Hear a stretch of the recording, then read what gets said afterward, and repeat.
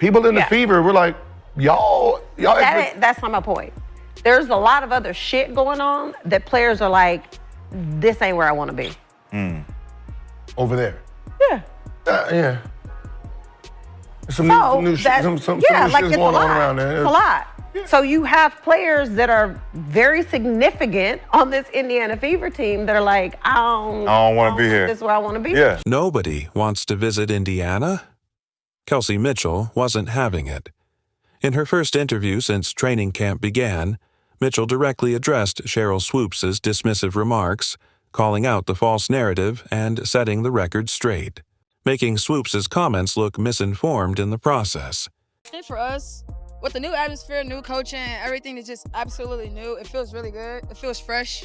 It's kind of like when you take your clothes out the dryer, kind of like fresh. It feels different, and it feels good because we have new leadership, we got new players, we got vet leadership, and so I think all that combined just makes for a good atmosphere right now. It feels good. This interview dismantles all of Cheryl Swoopes' misconceptions about the Fever, from claims that veterans avoid Indiana to suggestions that Kelsey Mitchell was unhappy and doubts about Caitlin Clark and the team's dominance.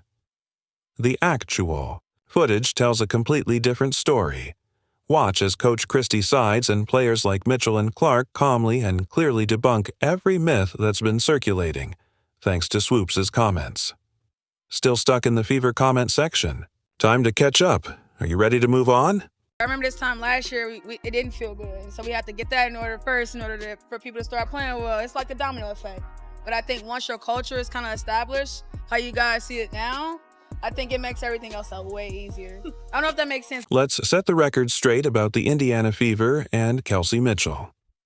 On her Queens of the Court podcast, Cheryl Swoopes painted a picture of a fractured team, suggesting veterans were steering clear of Indiana and that Mitchell felt unhappy and overlooked. But Mitchell's latest interview tells a very different story, one filled with joy, camaraderie, and genuine excitement about the Fever's future. Personally, here's where I think they didn't do a very good job, and that was with Kelsey Mitchell, who's an unrestricted free agent, because Kelsey Mitchell had a hell of a season this season, and I don't think she got the credit that she deserved. The moment Kelsey Mitchell starts speaking, her energy is undeniable. Her eyes light up, and her smile carries an authenticity that can't be faked. When asked about the upcoming season, she doesn't rely on rehearsed lines or vague answers. Instead, her excitement practically jumps off the screen. She leans in, clearly engaged, and says what might be the most powerful thing. Everyone wants to be here. It's understated, but incredibly meaningful. Call it sentimental, but there's something special about being exactly where you want to be, surrounded by people who feel valued. That's the foundation for a great training camp, a strong preseason, and ultimately, a powerful season opener. I think the best part right now is everyone wants to be here. You know, it's really downplayed. It sounds cliche, but it's nothing like being where you want it and everybody feels value in order to go have a good training camp, have a good preseason, so you can have a good first game when the season starts. But I think right now, it's just that good feeling of everybody feel like, hey, I want to be here and I want to compete. So I think that's the first step. What stands out most is Mitchell's emphasis on the team's fresh start. She speaks with clarity and passion about the new culture taking shape, highlighting the leadership changes that have injected new energy into the organization. As Xi describes how these shifts have created a more optimistic, future-focused environment, her genuine excitement is unmistakable. What's it been like adjusting to Stephanie White and I guess that culture you're talking about? Oh man, I have nothing but great things to say about Stephanie. From the time I was in China playing and her trying to get me back here, and the leadership that she took to make sure I felt welcome and felt safe coming back and playing under her. She's done an unbelievable job with all of us one by one and making sure we all feel different but in a good way. Mitchell lights up when the conversation turns to veteran additions like Dewana Bonner and Natasha Howard. She speaks about how their experience has elevated practices, bringing valuable perspective and a competitive edge.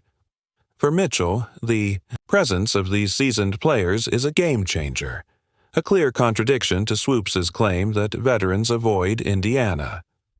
Their decision to join the Fever, she suggests, says everything about the team's direction. Culture.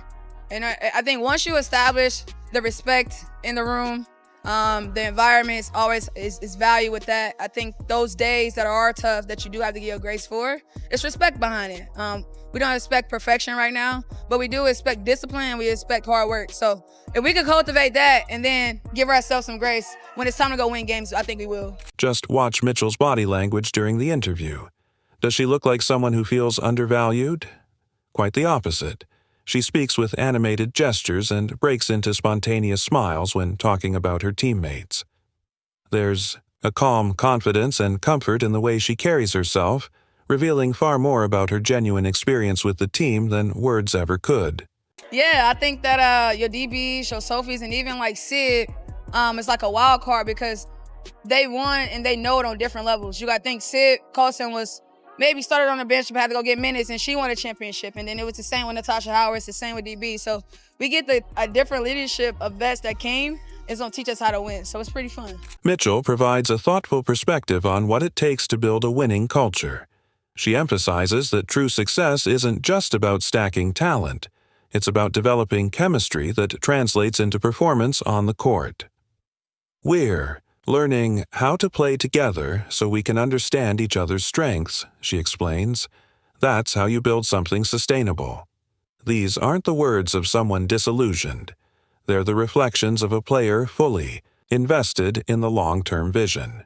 Well, I think that mix of leadership that we have from your DBs, so Tosh Howard and Sid, it's going to help ease things out based on the people that's coming around to see us. But I also think that it do helps us. Let me say this. Before we got here a month ago, we were all coming in. We would come from our respective homes to establish that already. You know? So I think that 5, we've established that like 2 or 3 weeks ago. It might have been open run, it might have just working out, but we've already kickstarted how we want to play and here so we could do it here. Perhaps the most compelling counter to Swoopes' narrative is Mitchell's own decision to stay with the Fever, a choice that speaks far louder than any outside speculation. Her commitment to continuing her career in Indiana undermines the idea of dissatisfaction or disconnection. When asked about playing alongside Caitlin Clark, Mitchell shows none of the tension or rivalry Swoopes implied. Instead, she speaks with respect and excitement, highlighting how their different styles complement each other and create opportunities for everyone on the court. From the moment I met Caitlin and the moment she met me, like I said, when you respect your teammates and respect as competitors, it makes for a better relationship, it makes for a better dynamic, and I think that me and C-Square established that 2 years ago now. So I think everything with us is going to always be kosher and really put together because we've already established who we were as people and as players and how we can help make each other better. So it feels good to me already. When Mitchell talks about the team's goals, her passion for the Fever's future is unmistakable. "We're building something special here, and I want to be part of it," she says with conviction. Her tone leaves no room for doubt. Any notion that she feels sidelined or dissatisfied is completely dispelled. Something meaningful is taking shape in Indiana. Caitlin Clark, too, is approaching it with the kind of mindset that silences critics. Despite Cheryl Swoopes' bold claim that Clark would struggle with the leap to the pros, Clark's own words reflect a rookie who understands exactly what it takes to succeed at the highest level. I think their strength, for one, is always, from a physical standpoint, her strength and her ability to now make plays that people don't think about. Whether it's that skip to skip, I mean, you know, a person of her caliber, it seems small, but it's gonna make her go from having 25 to having 28 or 10 assists to 12 assists. So for one, her strength, and then after that, professional, learning, you know, watching film, you know, knowing what you need. And I think that's gonna take time for her specifically, but the rest is for her is already in the bag. I think strength is always gonna be a main thing for her. When asked about her first season in the WNBA, Clark immediately highlighted an aspect that many rookies overlook: physical development. "The strength training has been my biggest adjustment," she said, her tone steady and determined, not frustrated. "These women are just stronger. They have years of professional experience. I've had to focus the most on improving in that area." This thoughtful response shows that Clark isn't relying solely on her skills or college success. She's actively identifying and working on areas for growth, tackling the challenge with a clear, systematic approach. 3 WNBA MVPs in your career. Would you consider each of those 3 seasons as dominant seasons for yourself? No.